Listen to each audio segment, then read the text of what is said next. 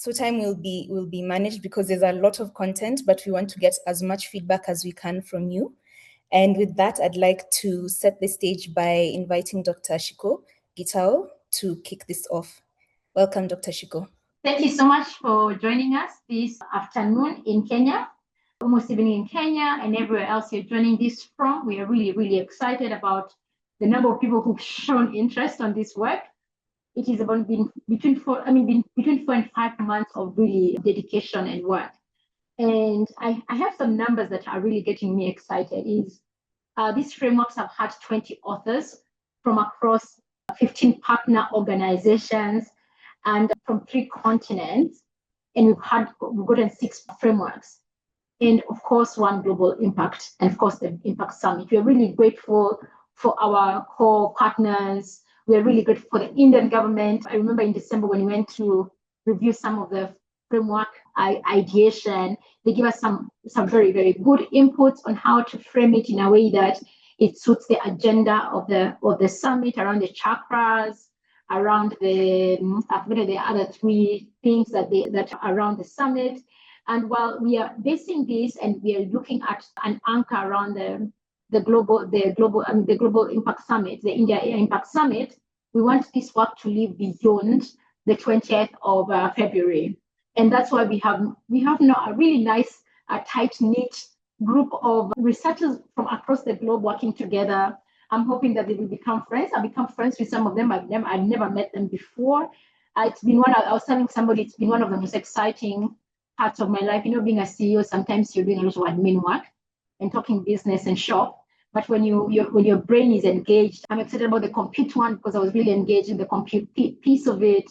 I'm really excited about where this is going to take us and seeing more collaboration. Even just today, we've gotten an announcement pegged on us that there's going to be a collaboration between South-South organizations. It's really, really excited. It's really exciting for us. So the question that has come across is, how did we come up with the frameworks? As mentioned earlier, we did confer, of course, with the Indian government, but initially they were informed by reviewing and assessing different governance documents from regional, the African Union, as well as from Latin America and Southeast Asia. What are government's priorities? What is the problem and question that people are asking for persistently? And looking at this is which one of them were the same between all the 3 regions that we are working with. And based on that, we came up with these 6 areas that we needed to look at that are possible areas of collaboration. And we're hoping by end of today, we will have gotten enough feedback and maybe even prioritize the 2 or 3 areas that we can quickly run with and show impact and show collaboration and show traction in terms of results. Because we have been talking a lot about AI. We need to start doing and executing. And that's what we're hoping that these frameworks will help us give an anchor to. I'm really, really grateful for all the authors, all the partner organizations. We reached out to you in November, in December. We worked through the holidays to make sure that we met the January 31st. We had a January 31st deadline to have the frameworks ready. And I'm really grateful that we met that deadline. So 3 dates that I want you to have in mind. For those of you who are going to India, and those who are not going to be in India, we're going to make sure that we have a hybrid session. We're going to have a session on the 17th of February. We're going to be co-hosting this session with the UNDP AI Sustainability Hub. And it's going to be around these frameworks. We're going to anchor it around the chakras of the AI Summit. And please join, contribute, hear what the conversations are going to be from across the globe there. On the 18th of February, we're going to have the Global Majority Dialogue, which is a more open, about 200 people. And this is where the frameworks are going to be announced officially. We're going to be co-hosting this again with UNDP and EK STEP, as well as it's been supported heavily. We have to give really kudos to the Gates Foundation for supporting that. All of you who are going there to India, we really have to give thanks to the team that has supported this work from that point of view. And then on 20th of February, there is a special conversation on the main stage at the summit that is going to be centering around the Global South conversations. And we're hoping during that conversation, there'll be some key agreements on what can be done on the global south. So please pin these dates if you're coming to Delhi, and if you're not, you're going to try and much possible for all the decisions that we have a hand on to ensure that you are able to connect online. We'll send you information, we'll send you the links proactively so that you're able to contribute. But again, we are looking beyond the 20th of February. When this work to continue, we'll come back to you with some key action points. We are working hard to see what areas can be funded. So we've talked to a few people who might be looking at funding some of the areas. So we'll come back to you with some very concrete answers. So please put everything that needs to be contributed, make this actionable, make the frameworks actionable, not just another piece of paper that we'll publish on an unread website and nobody will ever read unless you're doing well on any of this work. So I'm really excited about this, and kudos to the team. A really big shout out to Doreen, who's been working on this day in, day out for the past 4 months. So well done, Doreen, and all the framework leads from the different organizations. Thank you so much. And I'm looking forward to an engaging conversation today. Again, engaging, it's not us talking, it is us contributing to the conversation. Thank you so much, and welcome to the session. Thank you so much, Dr. Shiko. And again, welcome to everyone. Welcome to this webinar. And now we're going to frame the collective problem. I believe you have heard what Dr. Shiko has said, and she's really grounded it well. But then there's no harm in further grounding this. So to ground us in why this work matters, we'll start with a short framing on the shared constraints and opportunities across the global majority context.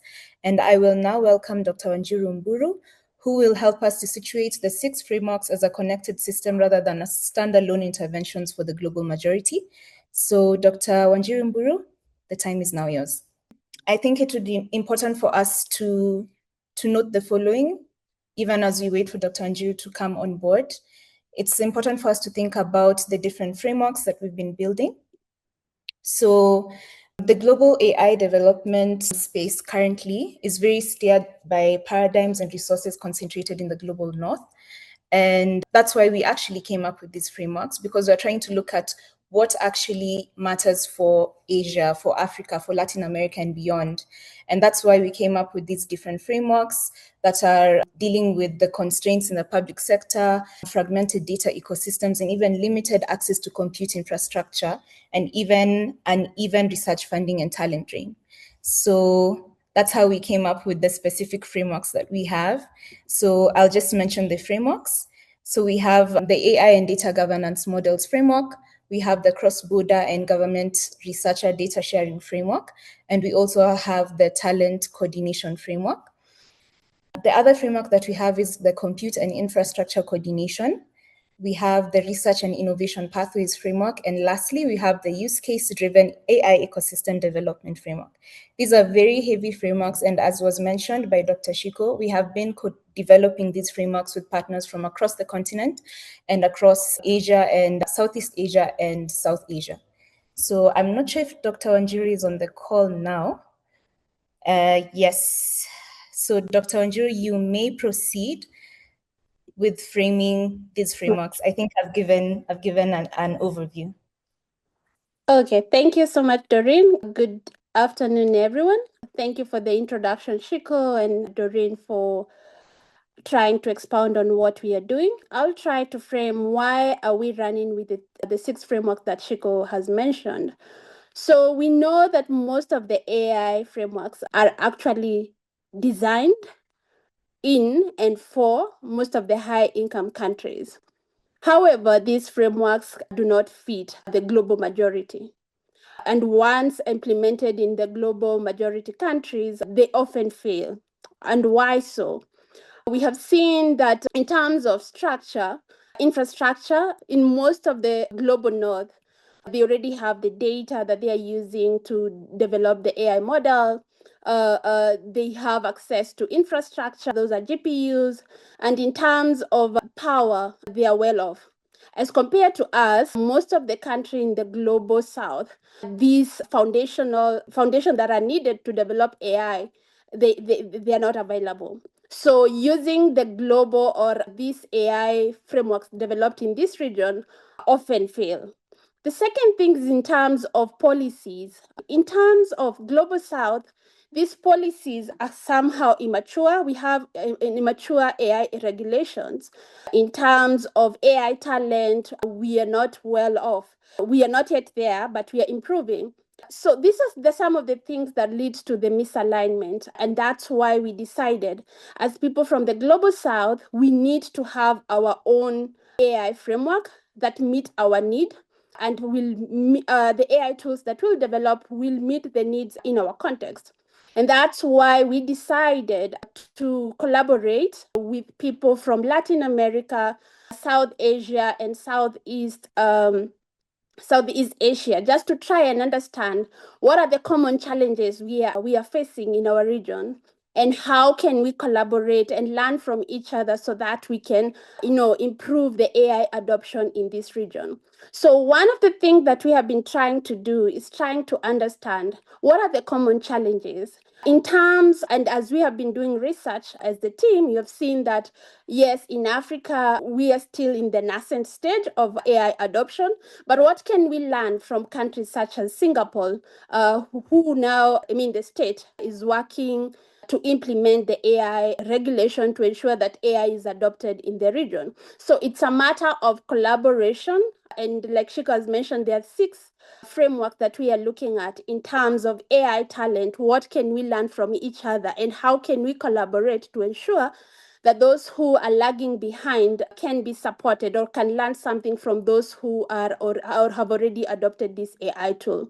So that's why this is important for us as a Global South or global majority, to develop these frameworks together, learning from each other. And it won't stop at just developing the framework. We hope that this collaboration will continue in terms of, for example, can we learn from some of the AI tools that have worked in one region? What did they do, and what are the implementation roadmap that they follow to ensure that it succeeded? In terms of research and innovation, because it's key when it comes to AI adoption, how can we learn from each other? Can this university learn from each other? And also the students themselves or researcher, how can they learn from each other? And lastly, in terms of funding, how can we collaborate as a country in the Global South to ensure that we have funds to equip our talent and to ensure that we have infrastructure, and also to pilot and scale some of the use cases that make sense to our context. So that's why this is important for us, and you'll be listening from our researchers just to understand how this collaboration has been going and some of the things that we have learned from the different frameworks that we are working on. So welcome, and hope you learn a lot from the presentation that will come up later. Thank you. Thank you so much, Dr. Anjiru. I think you've grounded it well. And with that framing in mind, we'll now move on to the core of the session, which is validating each framework on its own terms while keeping a system-wide picture in view. So as I had already mentioned, we have the 6 frameworks, and the first framework that we're going to start with is the AI and data governance framework. And even as we go through these frameworks, I want us to all have in mind the following 3 things. Ask yourself, is this framework clear and relevant for its intended users? Is it feasible given the political, institutional, and resource realities on the ground? And what are the assumptions, risks, and gaps that need to be addressed within the different frameworks? So I will start off because I'm the one who's leading the AI and data governance framework. And I'll just wait for it to be projected, then we can proceed. But even as that is happening, I think I can just go on and then it will be shared with all of us. So the first thing we need to understand is, why exactly is a distinct framework needed for AI and data governance within the continent and within the global majority generally? The first thing is we need to know the challenges in the global majority context. And there are a few challenges. One of them is the historical inequities or inequalities, where we have a legacy of colonialism and extractive data practices. The second thing is infrastructure gaps, where the limited connectivity levels, the digital divide generally, and even energy and compute capacity is limited within the global majority. The next thing is regulatory fragmentation, where we have weak data protection and limited oversight within the global majority, where we end up copy and pasting regulations that don't fit our context.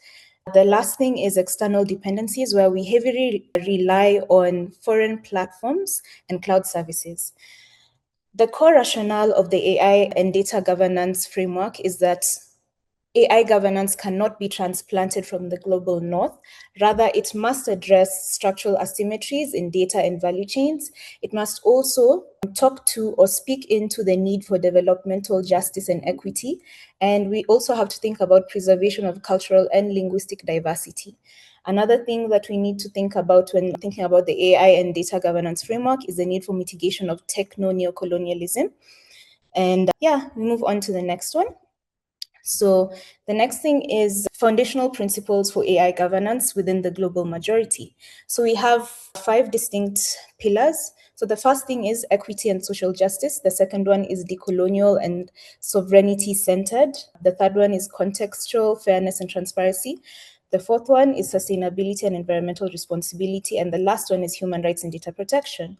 So when you talk about equity and social justice, we look into gender sensitive, disability inclusive, and rural urban balanced design, where you have a whole spectrum of everyone's different facets and you've included everyone in the picture.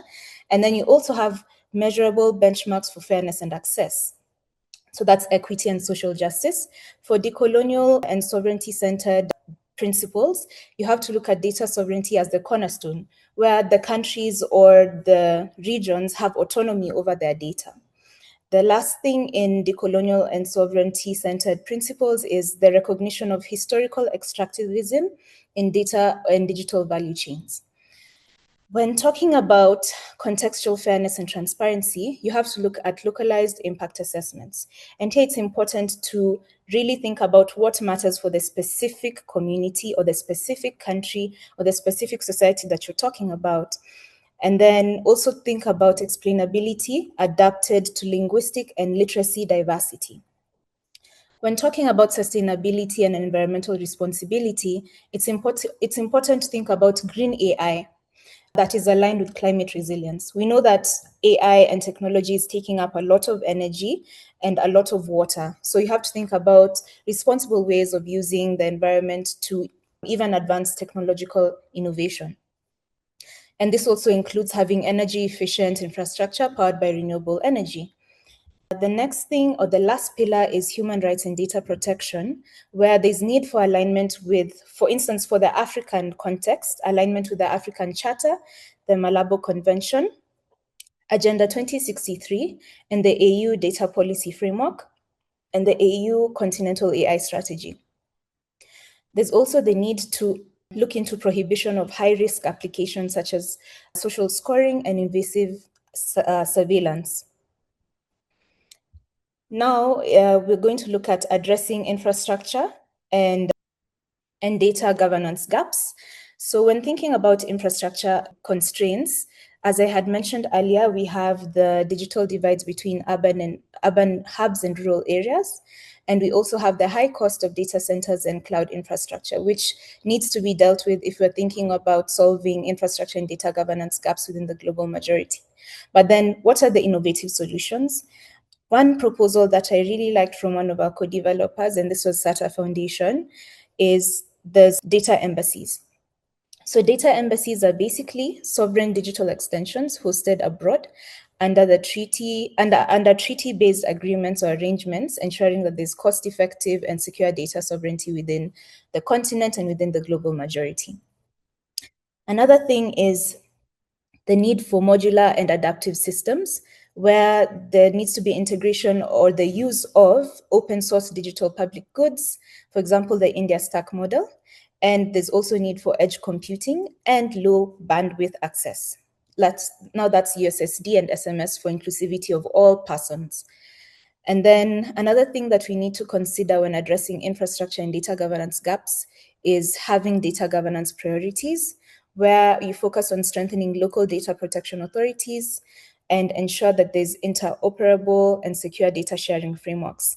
My colleague will talk about data sharing frameworks in the next framework, So I will not delve into that. And then also the need for regulating cross-border data flows with sovereignty and safeguards. This will also be tackled in the next framework. As I mentioned, these frameworks are interrelated. So as we deal with AI and data governance frameworks, it's important to also think about institutional architecture and multi-level governance. So multi-level governance models are something that we also proposed in the framework, where you have a hierarchy. So you think about the continental level, the regional level, and the national level. So at the continental level, for Africa, for instance, you have the African AI Council, then you have the Pan-African AI Fund, which funds the activities of the AI Council. Then at a regional level, we have ECOWAS, we have AU, we have SADC or SADC, however you'd like to say it. We also have the EAC, and all of these other regional bodies that are able to coordinate for harmonized standards within the different regions within the continent. And then at a national level, you can have the AI units or the AI national strategies, policies, or even legislations that are under the various ministries of ICT or the dedicated regulators managing that. So that's the multi-stakeholder governance model. And the key institutions that we're thinking about are, when thinking about key institutions, we should have independent oversight, we should have specialized courts, and then we should have regulatory sandboxes. So for independent oversight, bodies should have independent and oversight bodies. We should have independent oversight bodies and ethics councils. And for specialized courts, it's important to have specialized courts and arbitration for AI-related disputes within the global majority, so that they can really internalize what is happening within the global majority without copy and pasting what is happening within the global north. For regulatory sandboxes, it's important to have regulatory sandboxes for controlled innovation. For example, in Kenya, Rwanda, and Nigeria, the examples for those. And for the role of the state, public procurement can be used to leverage ethical AI. And then there's also need for integration of AI into national development plans. And capacity building for policymakers and regulators is also very important, and it's a role that the state should hold very dearly. Next slide, please. So when thinking about institutional architecture and governance tools that actually work, it's important that we think about this, that effective AI governance relies on institutions that act and not just legislate. So when leveraging existing institutions, it's important that states play a central role as regulators, procurers, and users of AI, rather than just creating entirely new institutions. The framework should prioritize leveraging existing regulators. So that's the existing data protection authorities on the ground within the different countries in the global majority, the consumer protection agencies, the competition authorities, the human rights commissions, and the courts, and also strengthen their technical and institutional capacity. And when thinking about the adaptive tools that should be put into operation, framework, or the AI governance and data governance framework, suggests the following. 1, algorithmic impact assessments as a precondition for public deployment. So if there's no assessment, then the tool that is being proposed should not go live. So it should be assessed to see whether there's any algorithmic bias. Another thing is a risk classification system that prioritizes high-risk sectors such as health, policing, welfare, and finance. And the other thing that we propose, or the other adaptive tool that we propose, is audits and public AI registries that enable oversight, transparency, and enforcement. The last tool that we propose, or the last adaptive tool, is a participatory regulatory sandboxes approach that allows regulators, innovators, and communities to learn together before codifying law. Can go to the next slide. So with this in mind, in our framework that we were co-developing, we had the following potential or even proposed implementation roadmap, which takes a phased approach. So the first one is the phase 1 is a foundational phase, which includes conducting national AI readiness assessments within the different countries and within the global majority generally. Secondly, in this foundational approach, or this foundational phase, we'll also adopt and strengthen data protection laws. Thirdly, we'll establish regulatory sandboxes in high-risk sectors And then the fourth thing is to launch AI literacy campaigns for policymakers and SMEs. The second phase would be a piloting phase and a capacity building phase, where there'll be deployment of pilot data embassies for strategic data assets. Secondly, developing modular digital public infrastructure. Thirdly, training AI oversight bodies and judicial actors. And then the fourth thing would be rolling out algorithmic impact assessment frameworks. The third phase is scaling and integration, where there's the need for scaling successful pilots across sectors.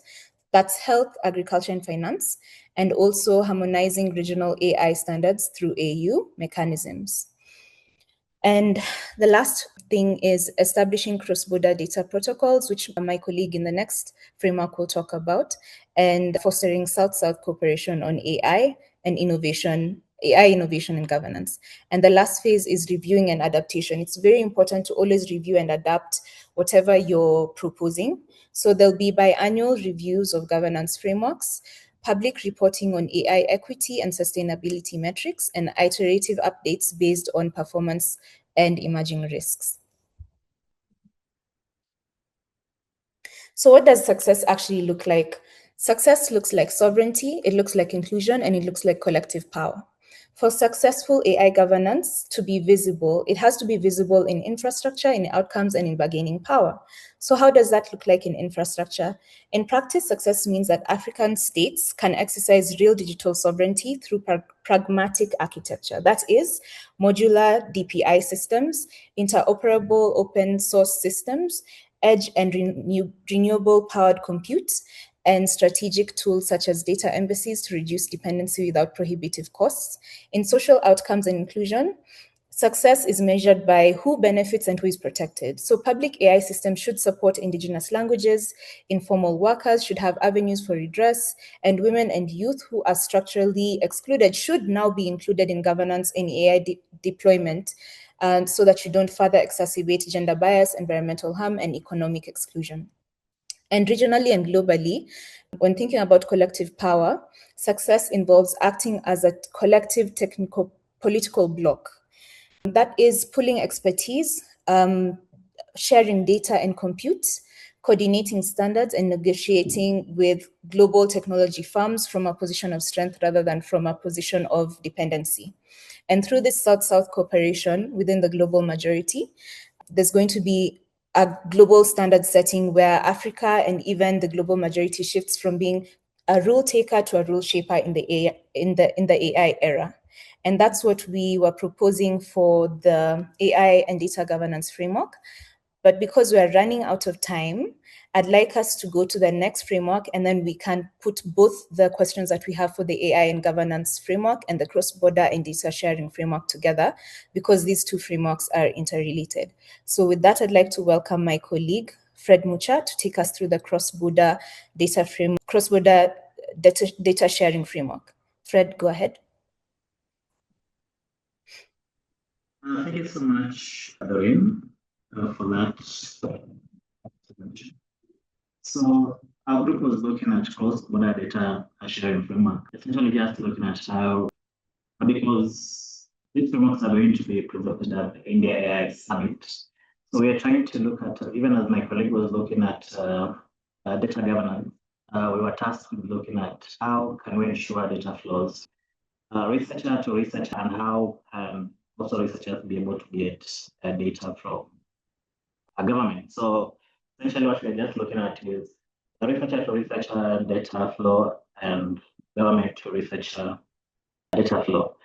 So we began by looking at the economic, the importance of free data flows, and we've seen from literature that data sharing enhances multi-country research as economic growth, and of course, innovation and global collaboration.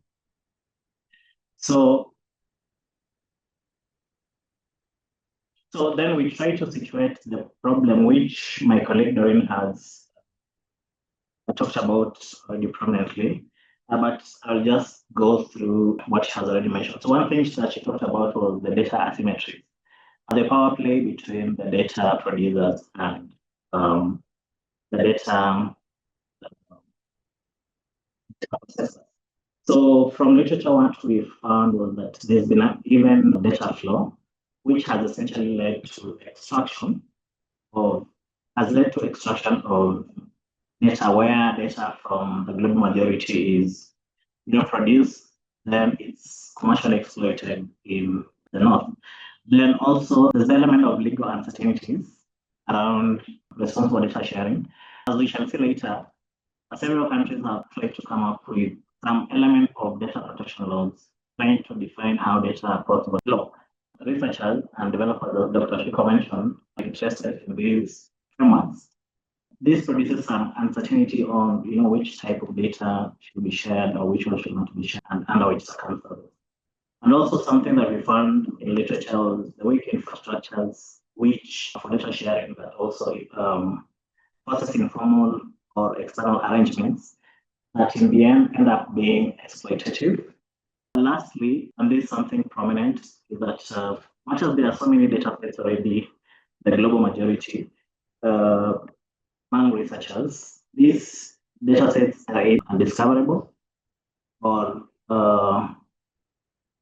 they're either undiscoverable or the researchers do not have the infrastructure to share them. So based on that,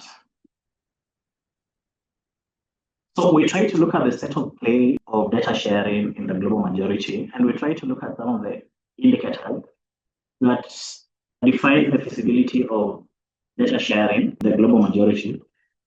And one thing that I've already alluded to was the data protection law. So we're trying to see how countries are trying to define how data flows across borders and how data flows from government to researcher.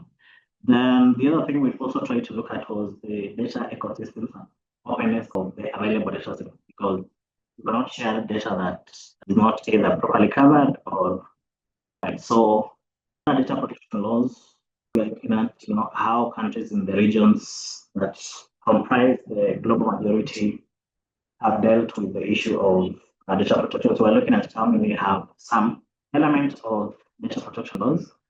And apart from that, we're also looking at enforcement agency, because from literature, we were able to see that there's a data protection law, sometimes there's an independent data protection or sharing agency, and then sometimes it's just aligned ministry. So we try to scope some countries. So, and we saw like in Africa, about slightly above half have sub-segment of data protection laws. Latin America, 21 out of 33 countries that we looked at. Then in the global South Asia that we looked at, about half had some. So then the other thing we're looking at was the regional data sharing frameworks in these regions that we have. So for Africa, we are looking at the Malabo Convention that defines issues of cybersecurity and data protection. So we're looking at how many countries either signed or ratified. And in this case, we found that about 28% had ratified. In Latin America and Asia, we noticed that unlike Africa, where there is some binding body on the security and data protection, this mostly depended on either national data protection laws or some soft laws composed from European model. Yeah. So I mentioned earlier something else we looked at was data ecosystems. So for data ecosystems, we are trying to look at, because most of the available data sets in country normally provided by the national statistical offices.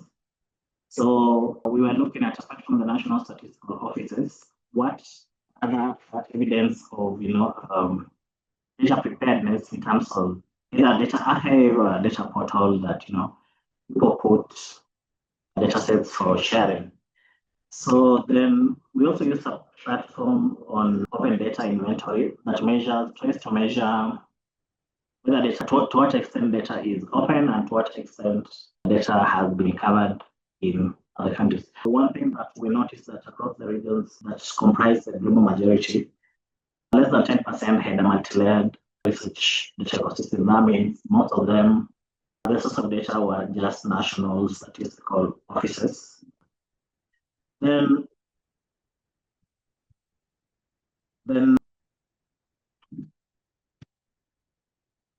that means that over 60% of these countries rely on national statistical offices. So based on these problems that we've tried to situate, we tried to come up with pillars that will define a framework for sharing data among researchers and also government to researchers. So like I mentioned, one issue that we've been grappling with is the uncertainty of sharing data among researchers, and also the loss of control over the data that has been shared. So because one of the pillars of the framework should be a sovereignty that preserves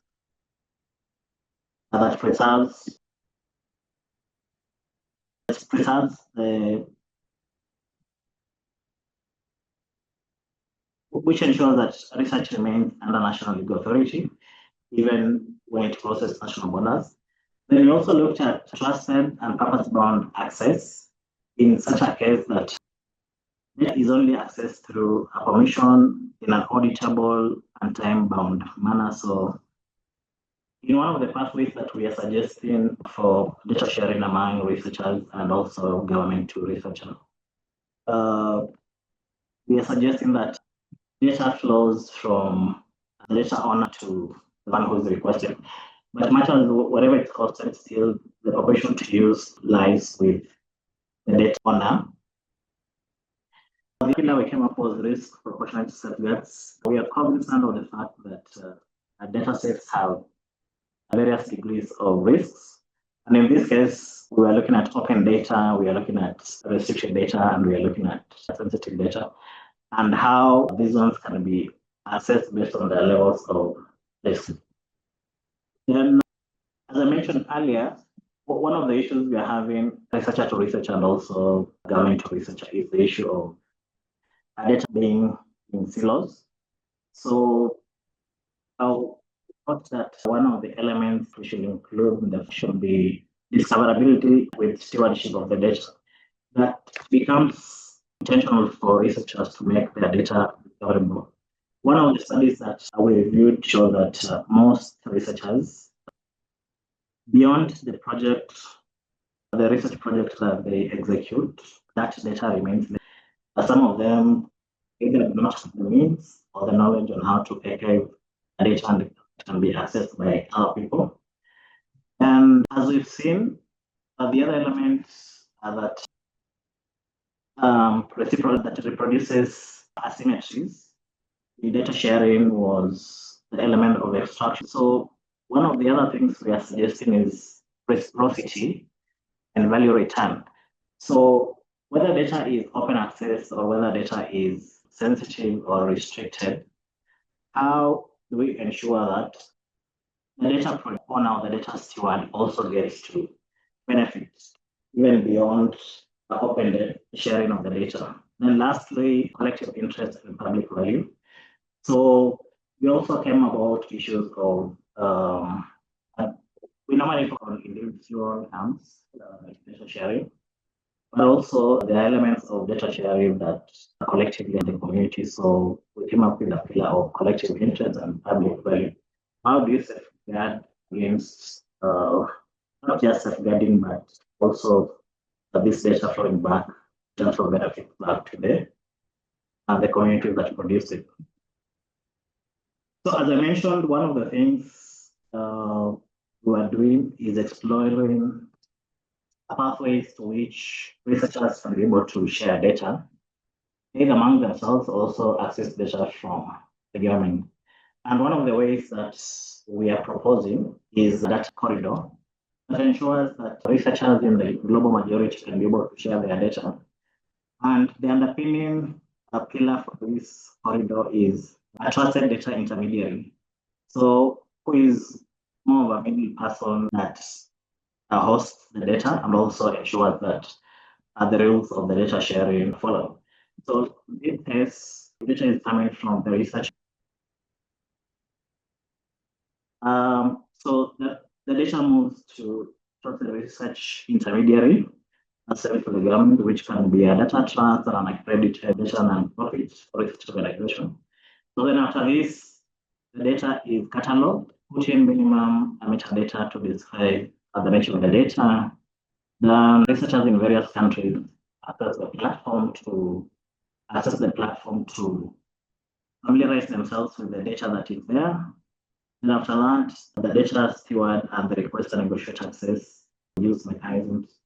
So as I mentioned, one of the issues that has been there is beyond sharing the data, what happens after that. So here the one who has requested data and the one who has added it, they agree on, among others, the benefits of the person who is sharing the data. Is it a co-authorship? Is it they agree upon among themselves? Then those rules are enforced by the trusted data intermediary.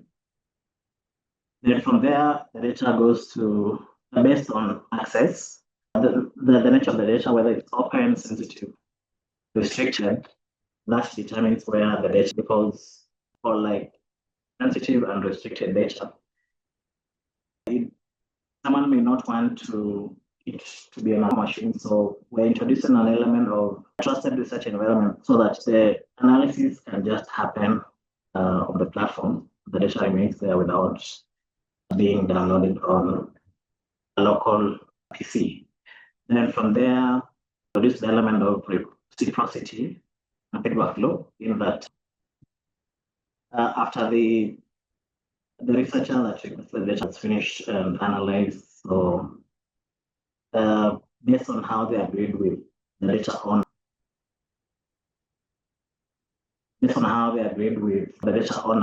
they agree if it's authorship or attribution and so on.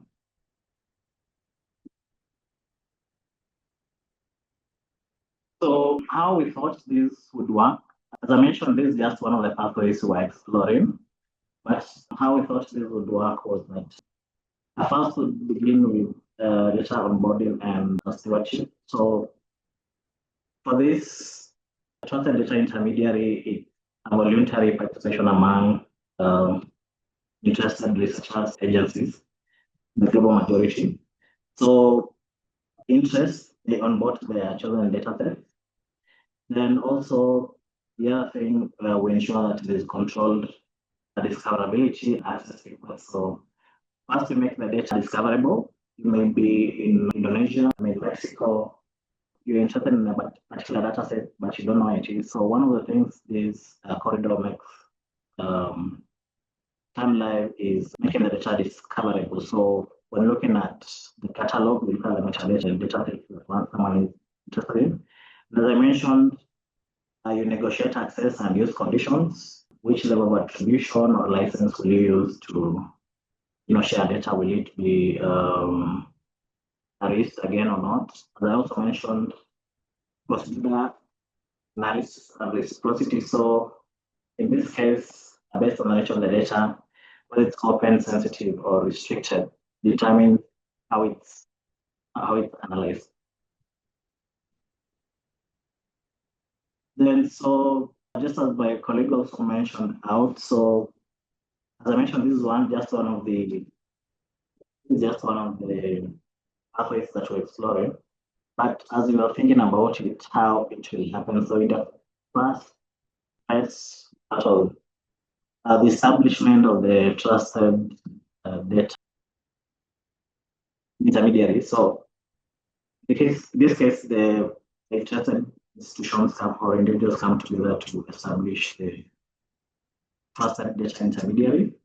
Then they also design the core governance principles and pillars and operating rules of TDI, that's the trusted data intermediary, and also initiate site infrastructure for the TDI. Then in the second phase, we'll begin the initial onboarding, where founding members voluntarily onboard the selected dataset. Then the datasets are labeled through metadata and cataloging. Then lastly, access conditions, stewardship roles are clearly assigned. And we're expecting the third phase will continue to grow through voluntary expansion. Then in phase 4, we have steward access and use where researchers submit a sound access requests. So this is where now the actual sharing begins.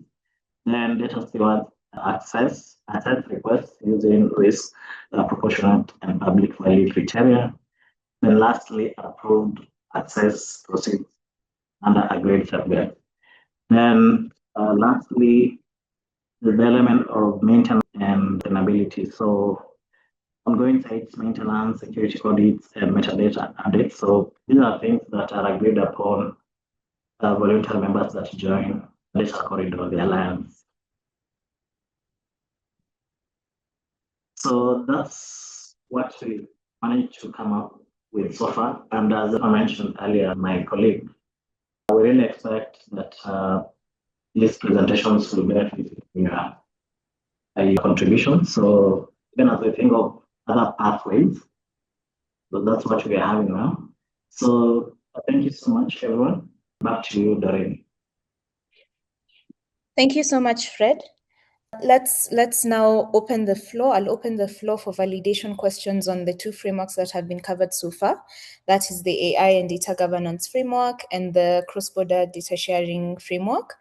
We'll just have an open Q&A session where you can post your questions on the Q&A chat, and then we'll just stick to 5 minutes. Please let your questions be concise. If there are no questions for this time, we'll just go to the next one. But even as you think about your questions, just ask, is the framework clear and relevant for its intended users? Is it feasible? And what are the assumptions and risks or gaps that need to be addressed in the frameworks that we are co-developing? And then we can address them. I'll just give 5 minutes. If there are no questions, we can move to the next session. I've raised my hand. Oh yes, please go ahead and ask. Yeah, it's not an ask. I think we are supposed to review this, the frameworks. So for me, for the first one, the AI data governance models framework, I think there are things that we are proposing to change because I identified some gap on issues to do with governance, where governance is normative, not operational. There is no enforcement, arbitration, or compliance escalation layer. And also the ethics is framed as principles, not infrastructure. So therefore, my proposal would be that we need to add a federated government stack where you'll have normative, operational, and enforcement. I will submit these inputs just to enrich the framework. And then we need to introduce an AI governance maturity index where you have from level 1 to level 4, and that is from strategy, publication, regulation, sandbox, auditable AI systems deployment, and cross-border recognition. Then, of course, we are proposing we add a sovereign model dataset registry where the register will be nationally funded models, datasets, and benchmarks. We need to clarify ownership, licensing, and cross-border usage, and then prevent silent extraction by external platforms. Then on the second framework, cross-border and government research data sharing frameworks, I identified a few gaps that we need to bridge, really overly technical framing underplays political economy, no dispute resolution or breach response mechanism, and researchers' rights are weak relative to state power. So therefore, we are proposing that we shift from data sharing to data compacts, where each corridor should define purpose-limited data use, revenue, or value sharing, exit clauses, and revocation rights. Then we need to also add a data fiduciary role where independent fiduciaries certify compliance, manage access logs, represent citizen and researcher interest. And lastly, we need to introduce a compute adjacent data zone where we tie data corridor explicitly to regional compute hubs and federated training environments. So those are my inputs. They are not questions, and I will forward the same for consideration. Thank you. Thank you so much, Mary. That was very informative, and we've taken note of your input. I'll take more input. Any other questions? I can see there's a question in the Q&A chat. What are the institutional linkages? What are the institutional linkages for the Global South? That is country or regional. That's something that we can consider again, institutional linkages. Any other questions we can take, and then we can revamp the frameworks as we go. I'll just give space for one more person to just give their feedback and then or their questions, and then we can move on to the next framework because time is fast spent. So we've taken note of Mary's suggestions for revamping the frameworks.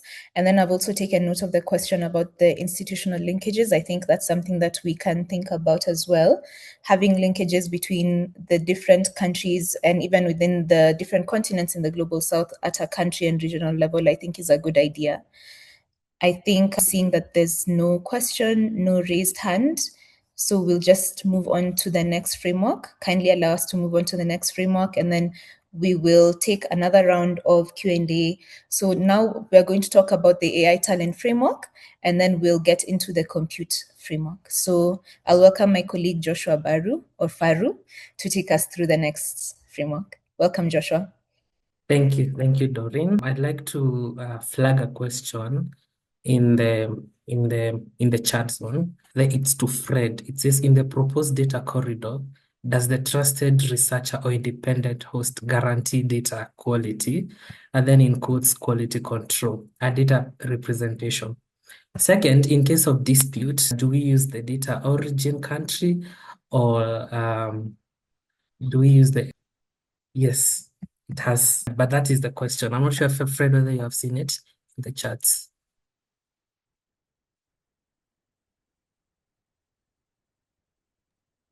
I've seen the question. I'll make sure it gets to Fred. Okay, great.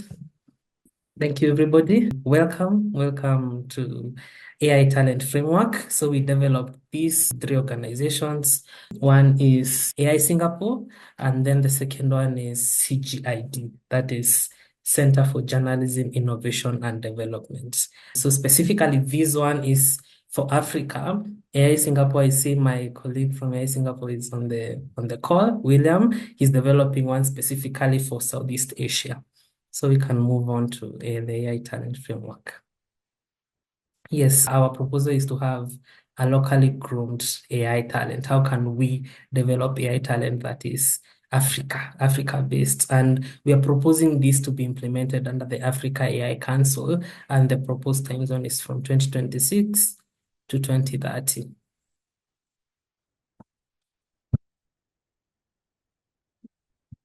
Yes, so this is the purpose of this AI talent framework. We propose this framework to provide a decision-ready framework to guide Africa-wide AI talent development from 2026 to 2030. And this is aligned to the Africa AI Council's continent-level mandate on talent development, specifically in curricular development, its adaptation in institutions, a continental-wide AI literacy, increased AI research capacity, and the creation of an African AI scientific panel. So if you can look to your right, the AI declaration specifically says or commits itself to 1, a continent-wide AI curriculum, and 2, to adapt this AI curriculum to institutions of higher learning, and then 3rd, a continent-wide AI literacy, the 4th, an increased AI research capacity, and the 5th, the creation of an African AI scientific panel. So this declaration was signed by over 49 ministers last year in Kigali during the Global AI Summit. And then it is out of this declaration that the AI Council was born, which was just announced recently by Smart Africa. So this AI talent framework is specifically geared towards the mandate of the Africa AI Council. Let's continue. So this is how we are proposing them to launch out AI talent development in Africa. One, as we have seen, these are AI scientific panel. So we are proposing them to launch the Africa AI scientific panel with the mandate of increasing AI talent in Africa. Secondly, we are also proposing that they develop a curriculum. So this scientific panel, after it has been actioned to develop a curriculum, an AI curriculum in partnership with universities, industries, and policymakers, the triple helix of innovation. And then thirdly, curriculum adoption pipelines. For them also, because we know that this curriculum will not only be taken by the universities, but will also be taken up by non-university AI talent pipelines. Fellowships, for example, at Qhala, we have an AI fellowship, industry that launches fellowships, or tech communities, developer communities that are developing AI talent, and also universities that are developing AI talent. So the curriculum we have in mind here is a curriculum for undergraduates, master's, PhD, and also non-university AI talent pipelines. And then fourth, the council, through the AI scientific panel, Africa AI scientific panel, to lock hands with industry so that this talent that is developed in both university and non-university pipelines to go to the internships, procurement pathways, the developer and tech communities, SME adoption programs, corporate labs, basically is for this council not only to deal with academia, but also to deal with industry so that this talent is absorbed. And then fifth, responsible AI, which is cross-cutting to ensure that the AI that is developed, the curriculum that is developed advocates for safe AI, ethical AI, and to make sure that safety and responsibility is embedded across all tiers and across the entire curriculum and across the 5-part system model. So for it to develop that, first of all, it must do a baseline research. So this is the research that we are proposing them to do. First of all, they must verify how many AI machine learning degree programs do we have in Africa, in all the 54 countries in Africa right now, and how many would we want to see by 2030. Also, how many are teaching AI or machine learning within a degree, for example, within a computer science degree or an engineering degree. So how many have embedded AI, not as a full degree program, but as a unit, for example, within a larger course? How many faculty are teaching AI or machine learning right now, and how many do we propose to get by 2030? How many non-university pipelines are there? How many boot camps in the whole continent are there? How many online courses are there that are teaching machine learning? How many AI scientific publications are there by country? And also developer and tech communities that are developing AI, how many are there? And by 2030, how many should we be there? Continue. Yes, so this is a snapshot of everything that we're talking about. 100,000 plus professionals by 2030.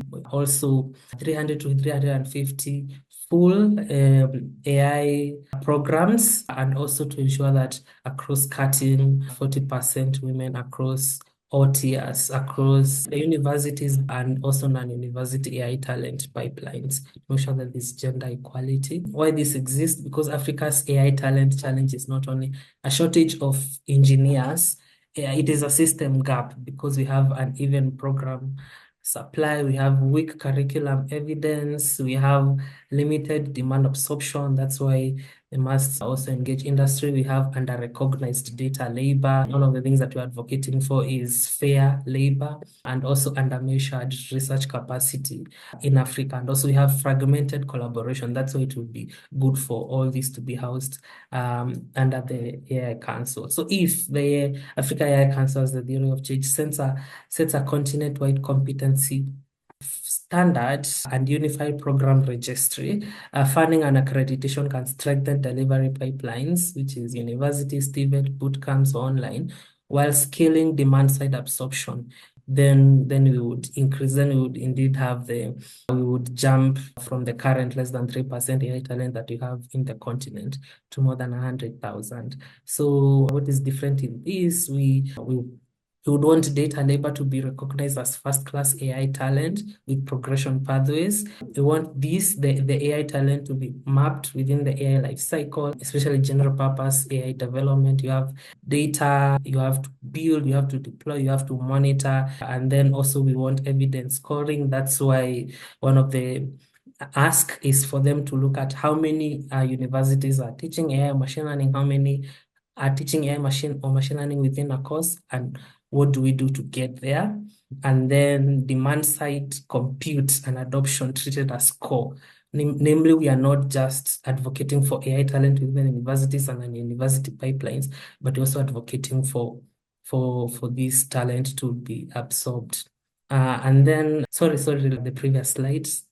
Yes, and then all this collaboration to be institutionalized via the council and specifically through its AI scientific panel. Let's continue. Yes, so if we were to look at a roadmap, if we were to look at what we need to do to get there, we would propose 4 phases. We would propose phase 1, foundation, constitute an African AI scientific panel. And then this panel, in collaboration with industry and academia, to draft competency framework, to draft the curriculum. And then now this curriculum, they are going now to ensure that it is multilingual, and then to publish all that, and then build and scale, which is phase 2. Accredit boot camps, and then launch 5 regional hubs. This will come in handy because of the 5 hubs that we have in Africa, East Africa, West Africa, Central Africa, and South Africa. So if we can have those specifically because of even the multilingual outreach, and then to fund program upgrades, to fund faculty training, scholarships, and also to advocate for corporate hiring, and then internship pipelines for this talent. And then phase 3, to accredit programs that have actually localized their curriculum.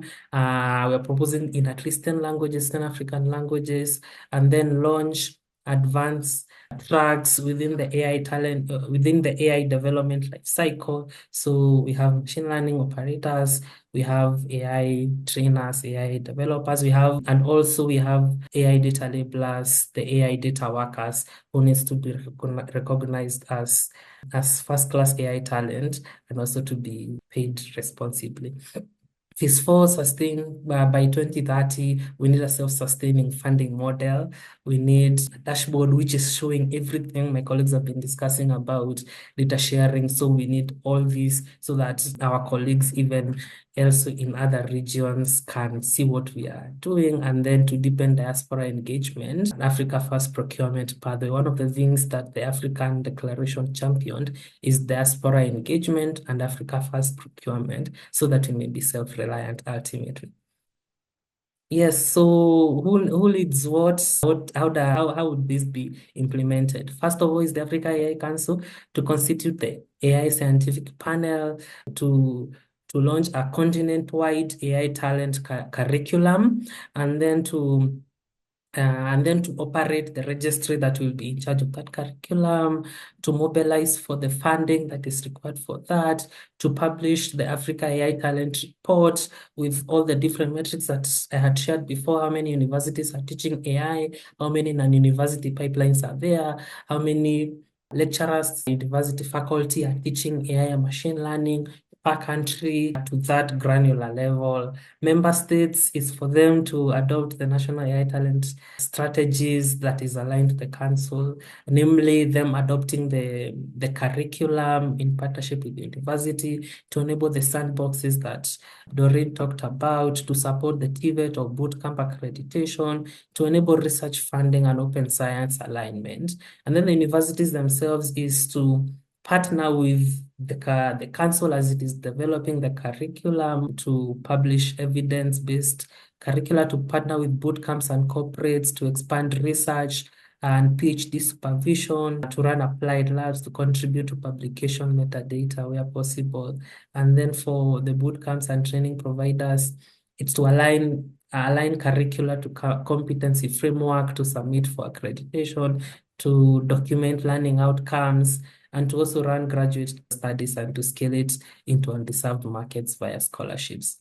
For corporates is to invest in these AI talent pipelines by actually offering the internship and hiring for us to co-design the curriculum and also capstone projects to donate compute, especially for researchers who will be searching on deep learning models to support Africa First procurement pathways to absorb this local talent. And then for international partners and foundations is to co-fund hubs and exchanges to sponsor research and responsible AI initiatives to support diaspora engagement and also to support diplomatic tooling and open data pipelines for the publication time series.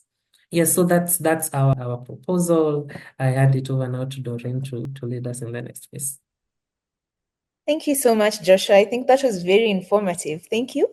So as I said, because of time, we will take questions after we've done the compute and infrastructure coordination framework, because the talent framework and the compute framework go hand in hand. So, but feel free to post your questions in the chat in the Q&A section. But for now, I will welcome Joseph, who will lead us in the compute framework. Joseph, the floor is all yours. Hello everyone, my name is Joseph and I'll be taking you through some of the work that we've been doing in the computer coordination framework. So in this framework, we are trying to answer the question of what is the demand. So because compute is very, very expensive to set up a data center, or to set up a data center, you'll need several $1 million of cash. We need to be able to quantify, to look at the different matrices that can help us drive the drivers of compute, because Africa is a unique market and we also need to be building solutions that are unique to our population. Like one of the things that we've been looking at is Africa is a mobile first economy where most of the most used devices are ideally mobile devices, and you'll see that it also quantifies in some of the parameters, like wherever there is higher internet penetration, there is higher mobile or smartphone penetration. Some of the data that we have collected from organizations research that has been done by organizations like GSMA.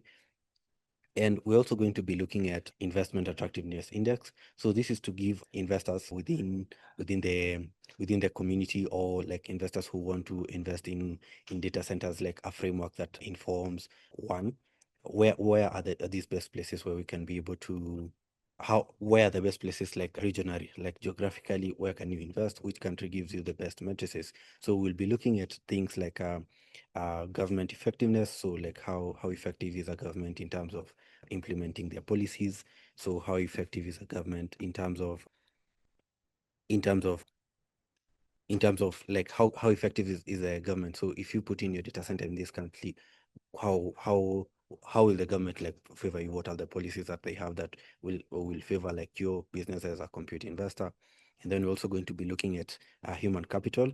So that's why we are really combining these with the talent index, because human capital is a very, very crucial factor when it comes to compute, because one, you need talent first to be able to help your customers, because we'll see further later in the presentation some of the insights that we have.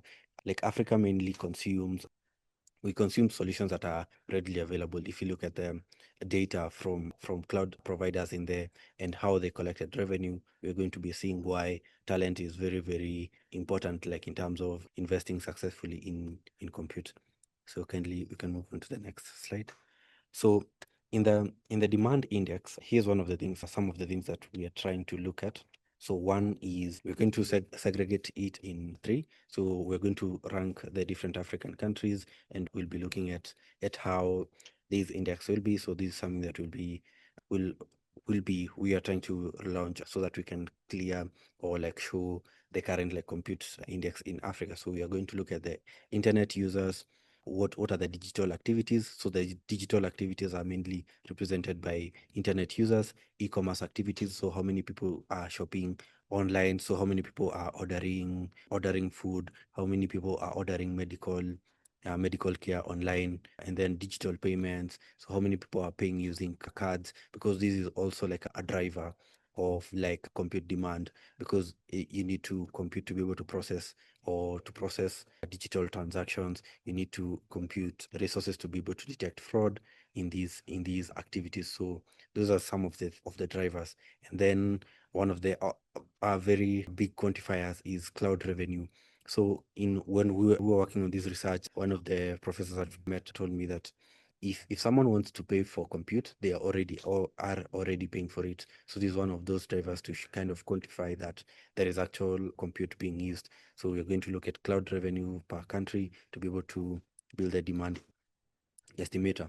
And then the biggest one that we've given like the highest percentage is the market scale, or the country's population.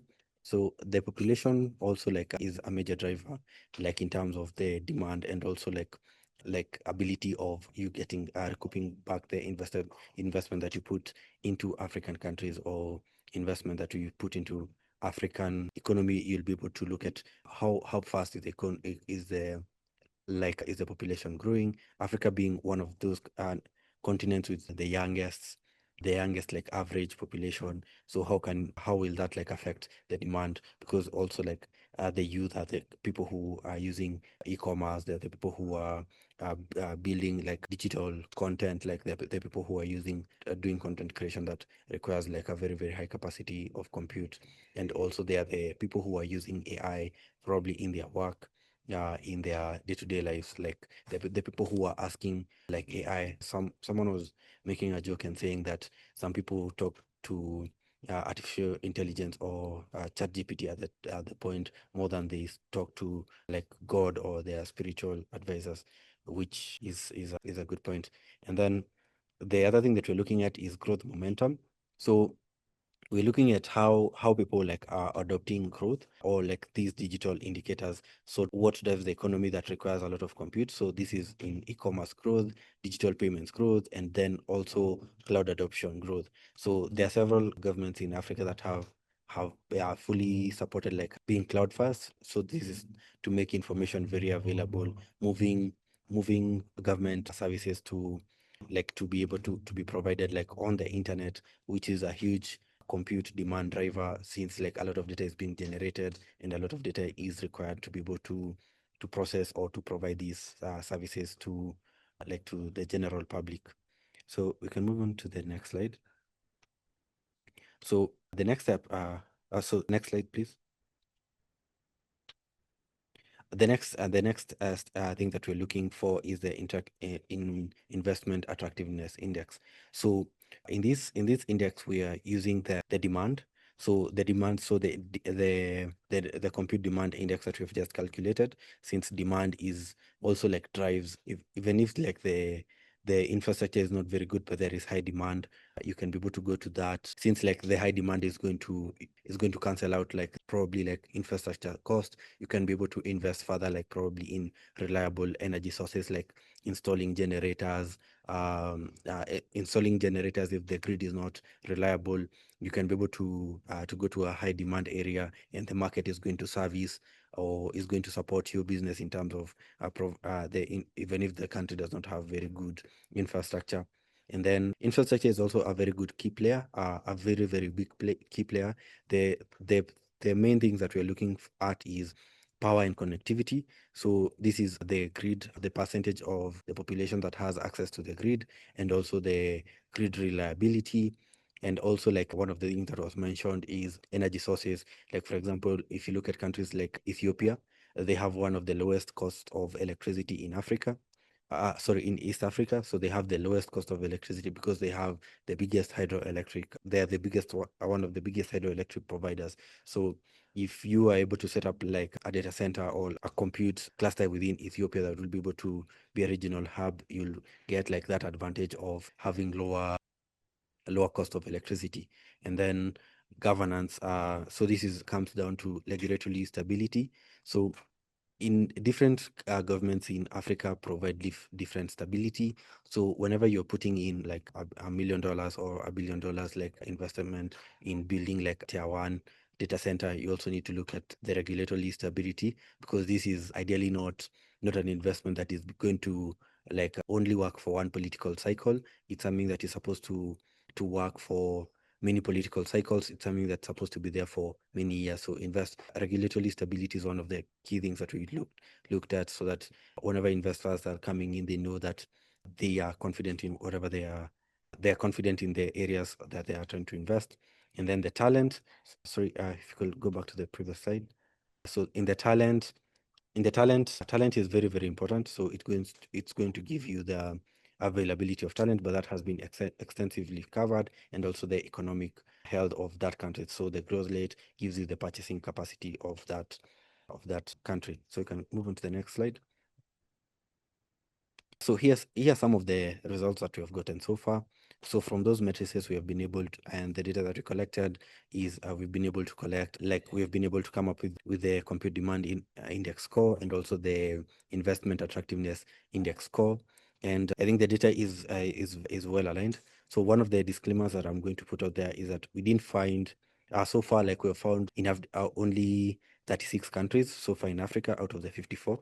So we're still trying to see if we can be able to add in more countries. So that these are the countries that we have worked with. So 36 out of the 54. So some of the countries are not represented in this framework, and they might have partial data. So we just like didn't put all of them. So in the investment demand index, you'll see that higher population countries like Nigeria will very well lead in terms of demand. So, and then like followed by countries like South Africa, because South Africa has a very like mature compute ecosystem. They're one of the biggest like cloud revenue generators. Like hyperscalers have generated a lot of money from the South African market, followed by so in Kenya also has a very mature very mature digital economy. So this is mainly driven by the electricity penetration. And then other countries that follow, like Ethiopia, due to the high population, and also Egypt. There are also like a lot of investment that have been done here. So in these numbers, if you just looked at them like empirically, so the empirical, you can also look at the investment that have been done there. So the VC funding that have gone to those countries, it also matches with the demand estimator that we have come up with. And then investment attractiveness. So in the investment attractiveness, this is where now the tables turn a bit. So you'll find that some of the countries that did not perform very well in the compute demand investment score, you'll find that they performed well because of the governance index. Like for example, Rwanda, which is very, very small on the map, you'll see performed higher than other countries that performed better, like in the demand index, due to the governance, like good governance.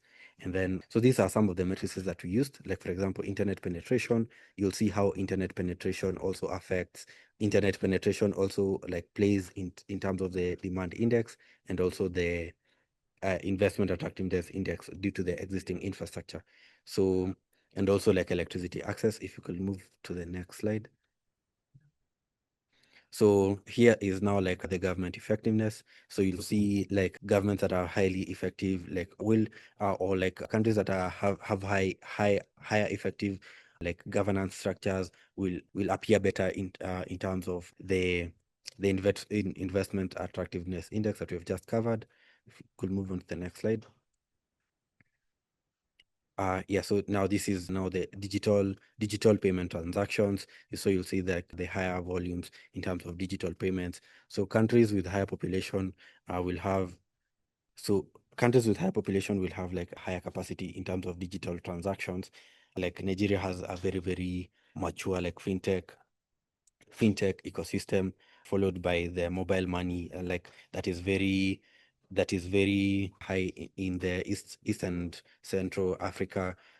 Like some of the markets that are not very well established, for example, is in the DRC. So if you could move on to the next slide.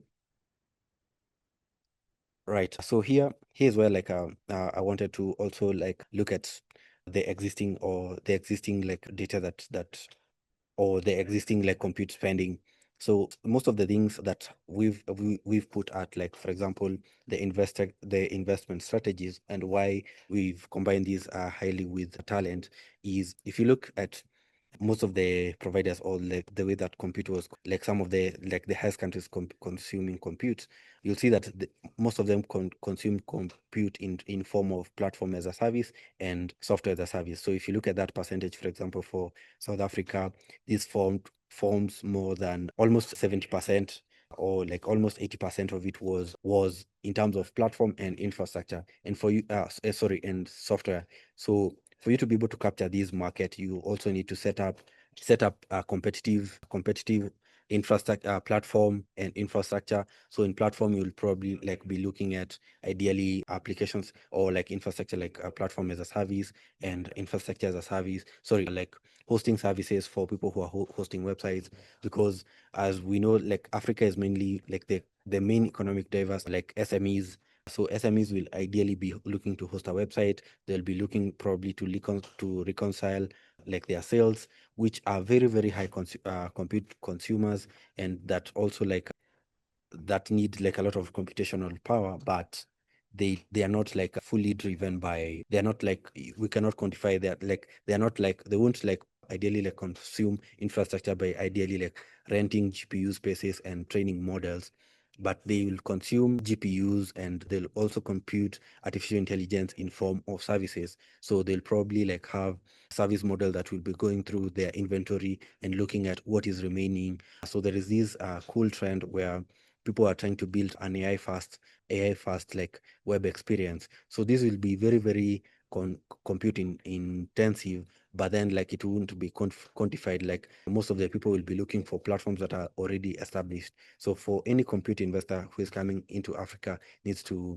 come into a market that has talent that is AI ready, to be able to support the consumers in terms of platform and software as a service, so that they can be able to capture the bigger market of compute demand. So yeah, that is the compute framework for you. Back to you, Doreen. Thank you so much, Joseph. That was very, very informative. I'd like to open the floor for any questions with regards to the talent and compute frameworks. Feel free to raise your hand. Feel free to write your questions in the chat and even in the Q&A section. I can see Dr. Betsy Murithi has asked a question in the chat. We can decide whether we want to answer it now, or if you want to factor it into your frameworks as you revamp them, but I can read it out and then you can see whether you're able to answer it on the go.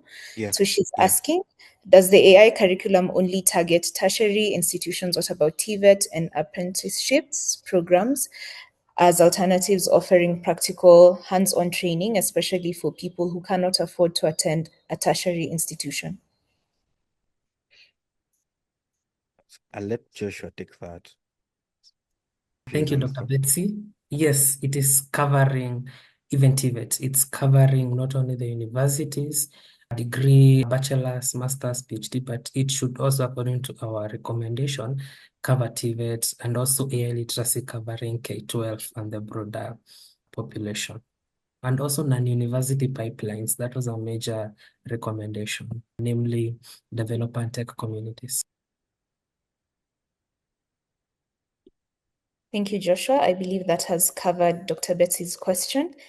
Should you have any further questions, feel free to just raise them in the chat or in the Q&A section, or raise your hand.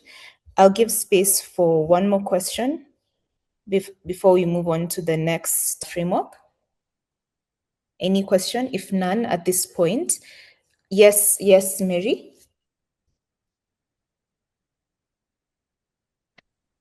Hello. Yeah, thank you very much for the good job.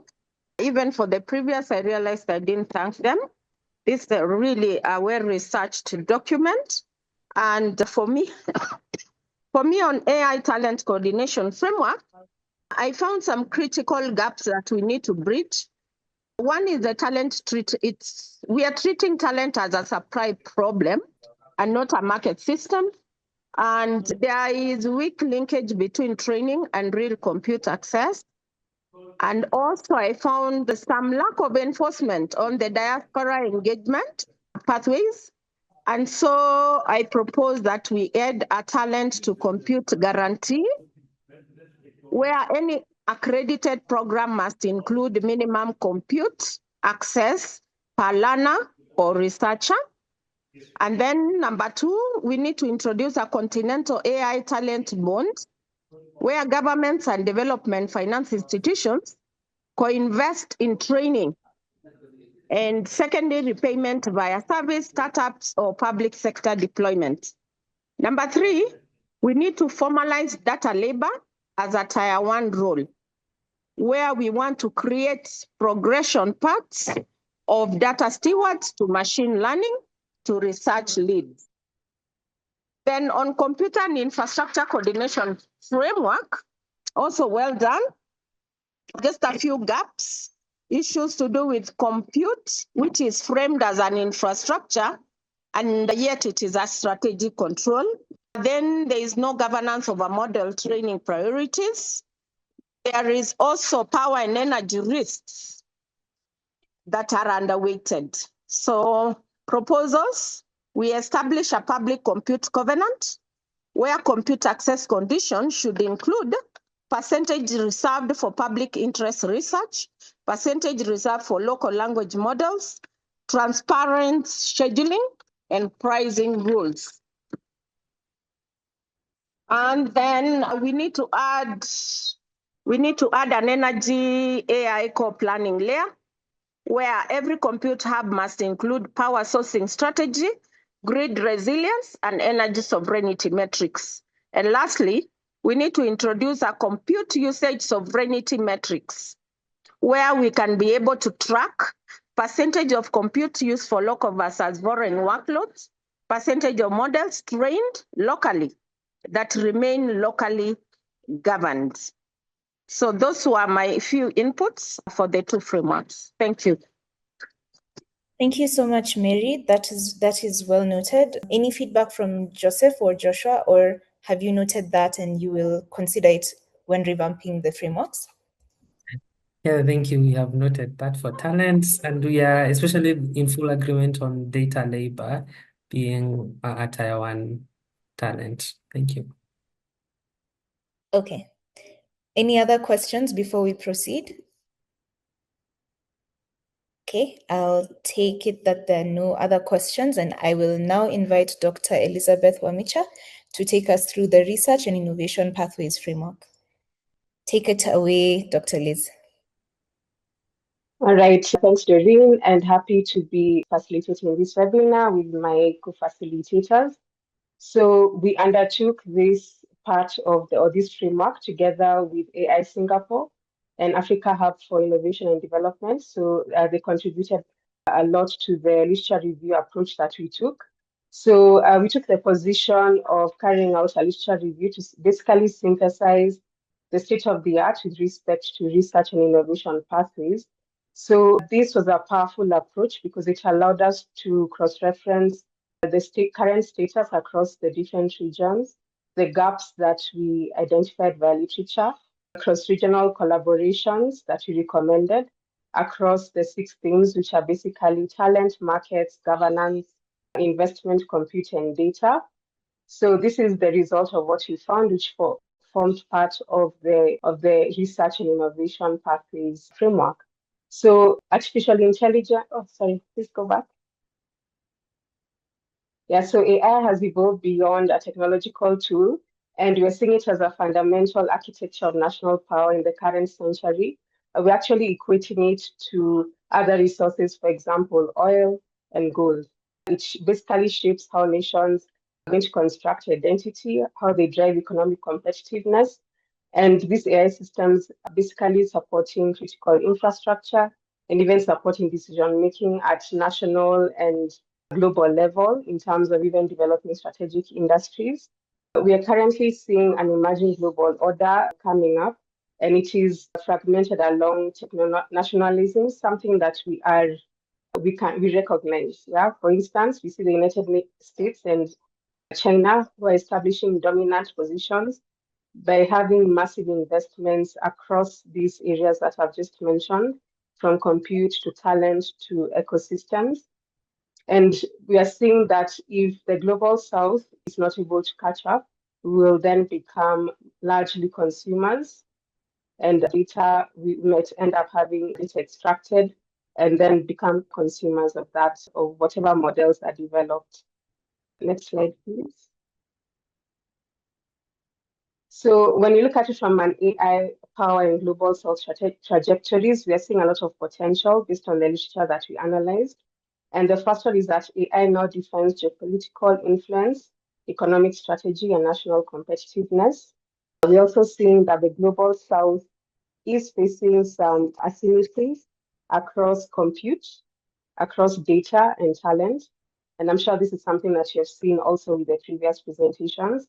But at the same time, we want to acknowledge that each region is also showing some rising ambition in terms of especially having data sovereignty and building AI systems that are contextually relevant to each of these regions. Next slide, please. There are some three key themes that also came out that are affecting how research and innovation pathways are being developed across the entire globe. And the first one is competition. So we're seeing that US-China competition is dominating frontier AI, compute, and global infrastructure. We're also acknowledging that there are risks that the global south is likely to face, especially becoming raw data exporters. So our data will be exported. And once the models are developed, we will become consumers of those models. So this is a real risk that we're seeing based on the literature review. And then we have sovereignty. We're also seeing a need to have sovereign AI efforts. And this is across Southeast Asian nations that's really promoting multilingual LLMs. And then we have Africa and Latin America that are promoting DPI innovation. And then we're seeing large computing investments across the Gulf and East Asia. So just to mention that we saw a lot of literature from the Gulf and East Asia that was tied to global south literature. So you will see us referencing it during this presentation. Next slide, please. So just a snapshot of what we established from Africa when it comes to research and innovation. We saw that the continent has huge opportunities and risks. AI is currently offering opportunities in terms of building digital sovereignty. But again, there's also a risk that we become dependent on models that we have not built ourselves. There are also some significant growing assets when it comes to research and innovation within the artificial intelligence domain. And we're seeing a growth in flagship programs for talent development. We're seeing Indaba that is happening across the continent. And these are conferences that bring together people from across the continent to discuss all things related to AI and research. We have Masakane. We also have the DSI Africa and emerging data centers that are being developed across the continent. However, there are constraints that we established via the literature review, and we are seeing that Africa holds less than 1% of global compute. There's also fragmented governance structures across the continent, and there's limited research and development capacity that is also leading to brain drain. So many of our qualified or highly talented researchers are actually moving to other regions. Strengths, we have a large or rich indigenous data. Please go back to the previous slide. We have multilingual data sets and applied AI in agriculture and health, as well as strong research communities. So you'll see also with the use case presentation, there's a lot of use case applications that are happening across both agriculture and health. Okay, next slide, please. For Latin America, we are seeing growth in DPI and also some constraints when it comes to innovation. So in terms of strengths, we're seeing in Brazil, for instance, they have a world-leading digital public infrastructure that is promoting inclusive adoption. We also have a growing sovereign LLM interest and strong academic research networks. In terms of constraints, again, we're seeing huge constraints in terms of compute, as well as fragmented regional integration. So from one country to another in the South American region, there seems to be fragmented integration, and there's also restricted tech transfers across that particular region. The trajectory that we foresee with all things held constant is that there's going to be strong public good innovation, but there's a need for some coordinated regional scale-up across the countries in Latin America. Next slide, please. For Southeast Asia, we are seeing research and innovation leadership, as well as some balancing that needs to happen across different countries within the region. So we have to acknowledge that this region is very diverse, and it continues to promote application focused as well as localized fast AI systems because of the rich diversity in terms of language, culture, and other factors that are contextually relevant across these countries. We also want to point out that Singapore is strong in terms of global research excellence and is able to promote the advancement of research capability within this region. We also want to point out these two universities that continue to rank highly globally in terms of research outputs. We also have Vietnam's Ving AI that ranks highly globally in terms of offering AI solution for multilingual and low resource AI. We have a startup ecosystem that's resilient, that comprises fintech, health tech, and logistics. We also see, as I mentioned, the superpowers competing to provide opportunities for quick scale up of investments across the region. This region also supports soft governance in terms of offering regional sovereignty. It also promotes joint compute and talent exchange, as well as strong research programs. Next slide, please. As I mentioned, the Gulf states and East Asia are not primarily in the global south, but they did feature prominently in our literature review. So we wanted to also analyze them in terms of offering a benchmark to the other regions. So for instance, we have the Gulf states that are currently deploying sovereign wealth to build AI hubs and data centers across the region.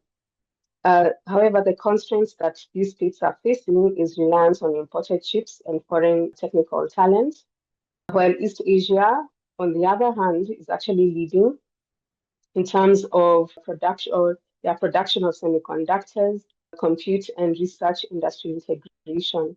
So we envision a situation where these three regions can actually, build strategic collaboration. And yeah, we're going to factor that in the next slide. So some of the highlights that we have seen across the 6 domains that I mentioned earlier is that when it comes to data sovereignty, there's a need for local control of data sets and governance. For talent development, there's a need to have skilling of researchers and engineers locally and to avoid brain drain. Well, when it comes to investment capital, there's a need for funding for startups and infrastructure growth. So some critical insights that we have derived from the literature review is that these extractive ecosystems are currently constraining sovereignty and local innovation capacity. We have the different regions that come with their strengths that I've just mentioned. When it comes to talent, we have Africa that has a strong pool of talent but limited access to compute. This constrains researchers from training competitive models. When it comes to investment, there's a need to mobilize domestic R&D funding through coordinated industrial policy, and we could actually borrow some of the strategies that the Gulf states are currently implementing. So the opportunity here is to develop a responsible data framework and create a low-resource language consortium to democratize access to training data sets. So this is something that came up very strongly, being able to safeguard the language and culture of these different regions. Next slide, please. In terms of governance, markets, and compute, the transformative opportunity that we were able to derive is the launch of the Global South Public Compute Network, because we're seeing that in terms of all these 6 domains, the compute divide represents the most critical infrastructure gap, especially for research and innovation. Once this gap is filled, we're going to see a huge boost in terms of the output and knowledge exchange, as well as research and innovation capabilities. Next slide, please. So this is the proposed strategic vision for the research and innovation pathways. Focus on each of the regional strengths that we have in the Global South. For instance, in Africa, we have talent plus applied AI. For Latin America, they have a solid DPI. And then for the Asian countries, they have the multilingual LLMs and the ability to actually replicate that across the other regions. Well, for Gulf and East Asia is the infrastructure and compute resources that we would need. In terms of the Global South AI Alliance, this could help build out the pooled compute and sovereign data ecosystems. Also, the development of a public compute network, which is part of the Global South AI Alliance, as well as GPU Federation, something that came out in the previous frameworks as well. And also carrying out an ecosystem review. It's a complex undertaking, and it is not something that you can do within a short period of time. So we propose annual and biannual ecosystem reviews that we can use to update the strategy and track progress of these cross-border, cross-regional collaboration. There's also a need to shift to co-authorship. Similar to what we have done with these frameworks, we're seeing the power of having, insights from across the Global South, whether it comes to research, development, strategy, and so on. Next slide, please. So in summary, we propose building a shared infrastructure. This means establishing compute cooperatives and federated data commons that will enable pooled resources across these different regions. There's also a very strong need to develop culturally grounded AI. This way we will safeguard the culture and the language of the regions across the Global South. And it means creating multilingual, culturally contextualized large language models that reflect the linguistic diversity of the Global South. Supporting research ecosystems, which means establishing joint research laboratories, offering South-South PhD mobility pathways, and regional research markets that will enable talent circulation, and then also enable collective thinking and collaborative problem solving. As I mentioned, this is not, one-off thing. It is something that we need to monitor and adapt to. And ideally, the path forward requires building research sovereignty across compute autonomy and cross-regional collaboration as interconnected priorities and not isolated initiatives. And this is something that, again, came out strongly in literature, that all these different domains are interconnected. And even more, we are interconnected across these different regions. And one region's strength can support another region's gap and so on. And that is it from me. Thank you so much for listening. Thank you so much, Dr. Elizabeth. In the interest of time, I'll just invite Dr. Wanjiru to take us through the last framework. Then we can wrap up the conversation. But then I will send feedback forms. They'll be sent via the Luma link that you registered with. And then we can get your detailed feedback on what you'd like to see in the revised frameworks ahead of the India AI Impact Summit. Welcome, Dr. Wanjiru. Thank you, Doreen. I'll be taking us through the use case-driven AI ecosystem development. You can go to the next slide. Just like Wamicha has mentioned, the adoption of AI, that is artificial intelligence, has been moving in the global south. You have seen it moving from experiment or pilot project to a problem-driven implementation, where the government now have seen the interest and the benefits of these AI use cases and implementing them in different sectors. If you can go to the next. So what we have seen from most, after analyzing some of the use cases across the different regions, we've seen that most of the AI use cases started as donor-funded programs. But based on the lesson learned, the government have learned some from these innovations, and now they have moved from pilots to informed strategic program, where now the government have, for example, strategies of how they can implement AI in different sectors such as health, education and agriculture. So it has moved from donor to now where the government have taken strategic measures just to implement these programs in the various sectors. Can go to the next. We can go to the next, please. So what has enabled some of the AI adoption in this region? And across the region, some of the enablers we have identified: mobile penetration, where most people are able to access these use cases using their handheld devices; the digital connectivity that has improved from both the urban and the rural area; the cloud infrastructure that has enabled some of the startup founder to develop the tools and test them. And lastly, the open source AI, where instead of reinventing the wheel, some of the developers are able to use some of the open source frameworks to develop the use cases in their context. Can go to the next. However, despite these enablers, there are some challenges that have identified across the entire some of this region. And one of it is in terms of data quality and availability. And for example, in some regions such as Africa, there's no available data or digitized data that can be used to develop the AI use cases. The AI governance, are there regulations that can be used to govern how these AI tools can be used? They're still in their nascent stage. Infrastructure, we have heard from Joseph, who was talking about compute.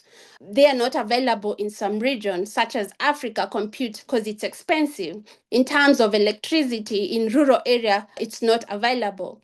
And Joshua has also talked about talent. And here we are seeing, Wamicha has also talked about the brain drain, where people are skilled in some of this region, but they work in other regions. The other thing is external model dominance, where we have frameworks developed in the global north, but sometimes when they are implemented or used in the global south, they don't fit. And lastly, do our government, do our institutions have the capacity to manage these AI use cases or the AI to govern AI? We are still a little bit behind as compared to the global. If you can go next. So reading across some of the strategies from Africa, Singapore, and South Asia, and Latin America, we have identified for the use cases to be adopted in our region, there are 3 pillars that are key. One of it is data. Do we have localized data that we can use to design and implement AI use cases that meet our need for the various contexts? In addition, the infrastructure, we need GPUs, we need electricity, so that once we develop or once we design these use cases, they can easily be adopted. Because, for example, if you don't have access to electricity, and this is something that we identified when we are conducting studies across the continent, that is Africa, we identified that most people do not have, if their electricity is not available, they are not able to access AI use cases or other online use cases. And lastly, research and innovation that Wamicha has talked about, because like we have seen, most of these use cases move from pilot study and then now they're scaled. So if we don't have hubs or our institution are not equipping the researchers to move their ideas from innovation, just pilot innovation, to scale them, then we will be lagging behind. So in addition to these pillars, we have enablers that Doreen has talked about, things to do with governance, things to do with AI talent, because even though we have great ideas and we don't have the talent, skilled researchers to move the ideas or to scale the idea, then it will forever remain to be a pilot. Things to do investment. We need to collaborate, have public-private collaboration, or even us having South-South collaboration where we can invest some of our promising use cases. And in Africa, something that is key is things to do with equity and inclusion. We know there's that digital gap, or we can call it, where most people in the rural area do not have access to all this innovation. And to ensure that the adoption of AI is both in the rural and urban area, this is something that we need to look at to ensure that we are not leaving the marginalized people behind. You can go to the next slide.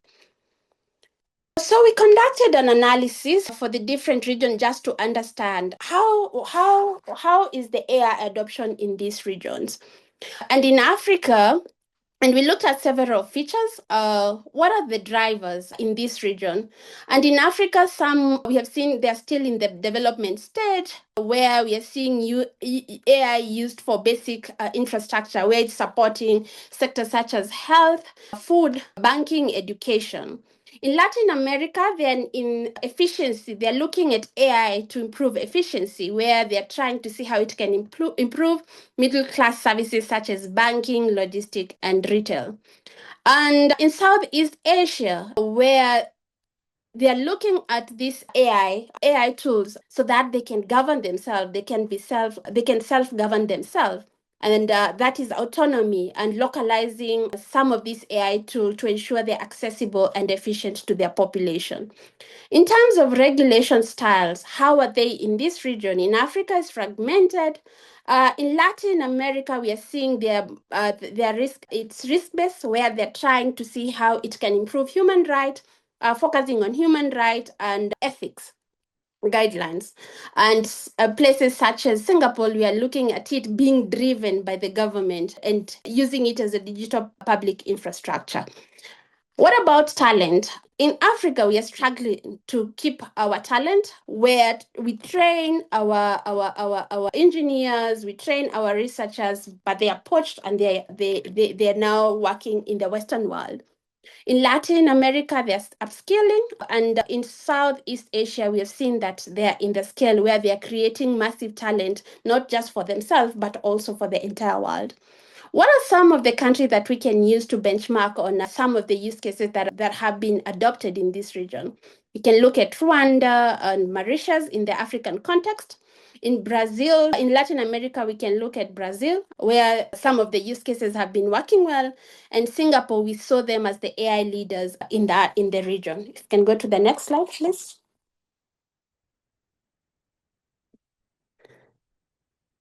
So using the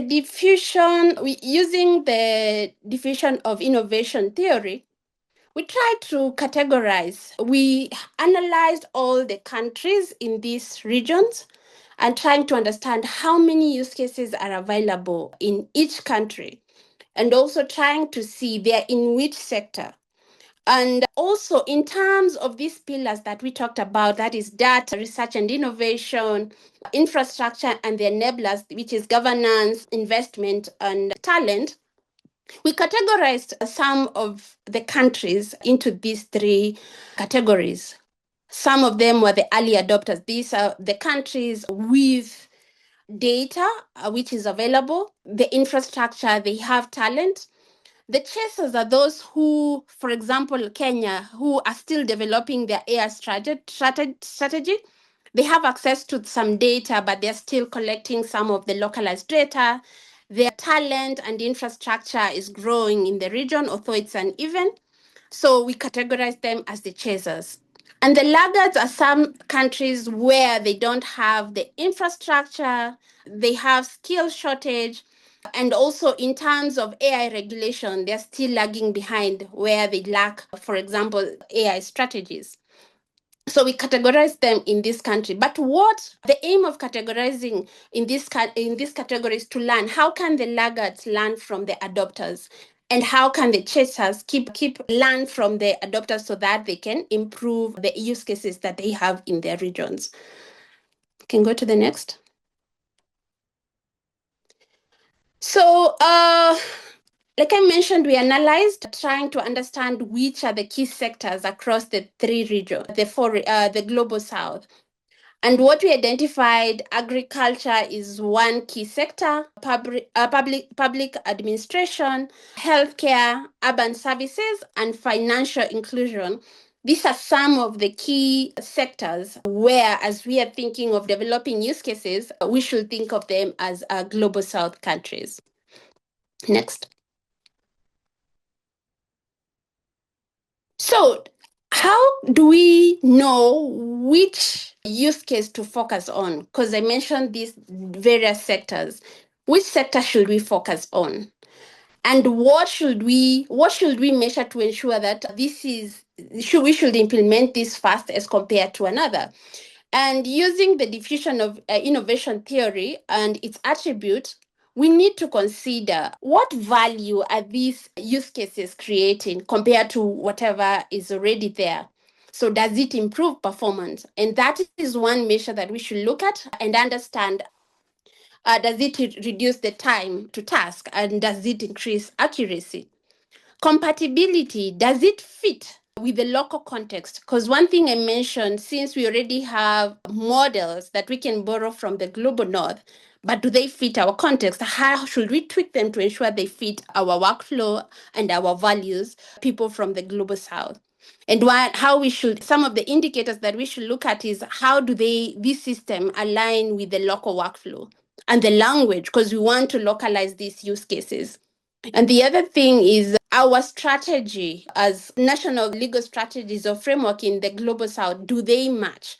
Do these use cases that we want to develop, do they match to the national legal framework? Complexity, is it easy to understand? Is it easy to use? If yes, then that will be something that we'll look at so that we can adopt.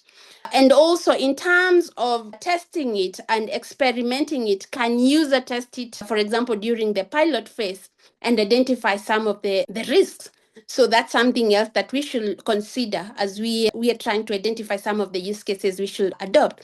And lastly, are there visible results? Is it improving the sector or the output in the various sectors? Are these outcome or results visible enough? So we need to measure and see, for example, publication dashboard, just to understand if these use cases the results are visible.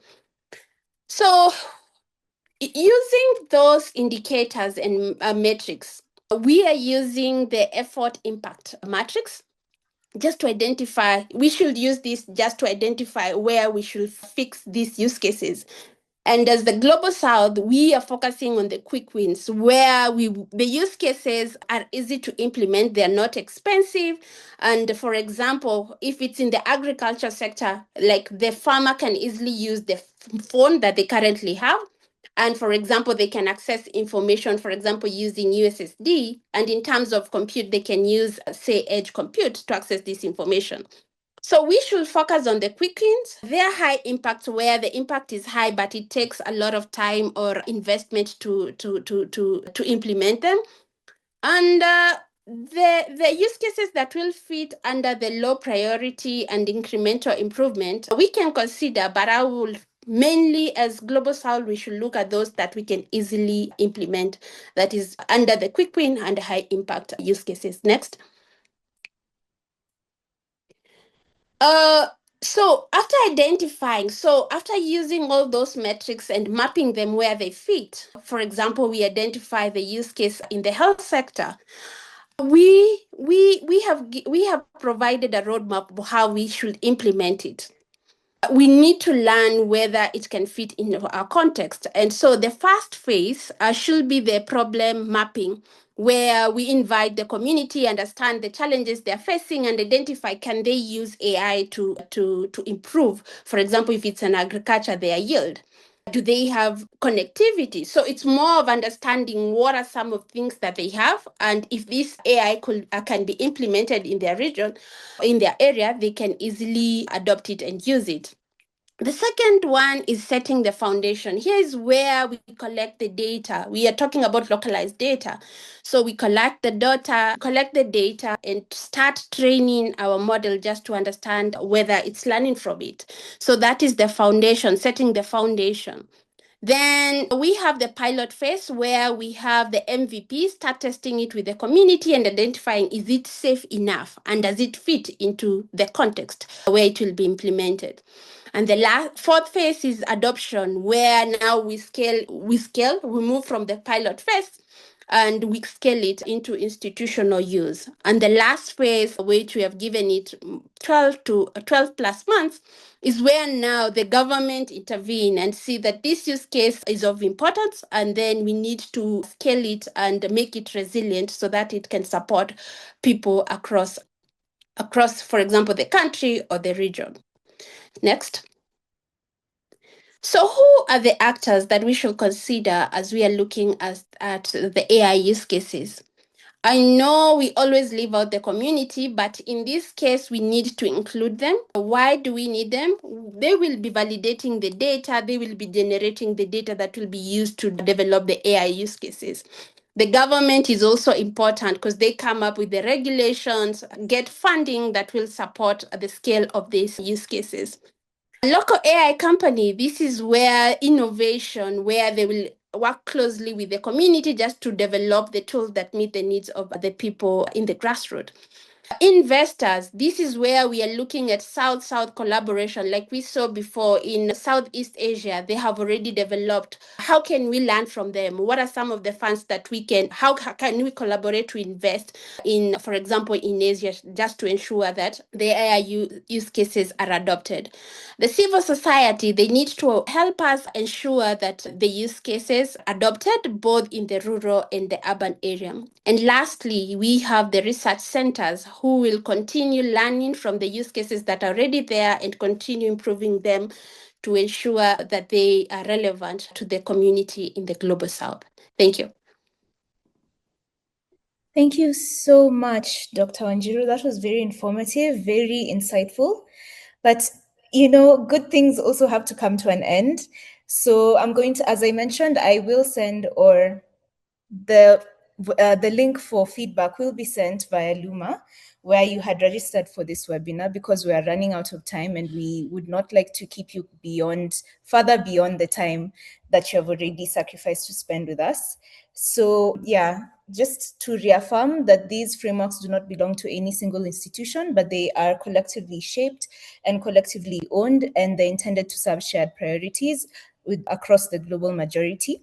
So we look forward to continued collaboration, and in the feedback form, there'll also be a space for you to indicate whether you'd like to further co-develop these frameworks with us, and including at the South-South workshop and all our programs that we'll be holding in New Delhi on the 17th of February and beyond.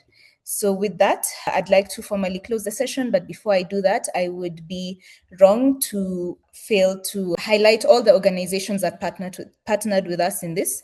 So we have SATA Foundation based in Rwanda. We have NIEL, an organization based in Senegal.